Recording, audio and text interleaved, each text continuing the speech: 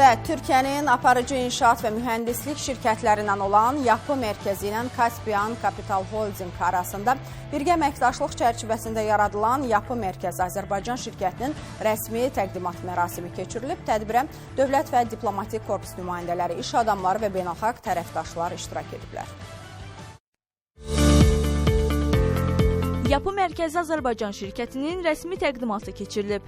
Yeni qurum Türkiyənin beynəlxalq inşaat və infrastruktur təcrübəsinə malik Yapı Mərkəzi ilə yerli tərəfdaş Kaspian Capital Holdingin birgə əməkdaşlığı əsasında təsis olunub. Təqdimat mərasimində rəsmi şəxslər, diplomatik nümayəndələr, biznes dairəsinin təmsilçiləri və media nümayəndələri iştirak edib. Enerji daşıyıcıların nəqli, eyni zamanda da nəqliyyat logistika layihələrinin müəllifi Azərbaycan olaraq və bugün şərq ilə qərb arasında olan ən elastik layihələrin müəllifi və bu günlərim demək olar ki, bölgədəki yerləşən, regionda yerləşən bütün ölkələr, o cümlədən iqtisadi cəhətdən inkişaf etmiş ölkələrin Azərbaycanda xüsusi maraqları var. Türkiyənin Azərbaycandakı səfiri də çıxışında iki ölkə arasında iqtisadi əlaqələrin inkişafında inşaat sektorunun xüsusi rol oynadığını qeyd edib və yeni platformanın birgə layihələrinin sayının artacağını bildirib. Yapı Mərkəzi şirkətinin istəyir körpü, tunel tikintisində, istəyir şəhər nəqliyyatı infrastrukturunun inkişafında düşünür ki, qısa zaman kəsiyində dövlətimiz üçün kifayət qədər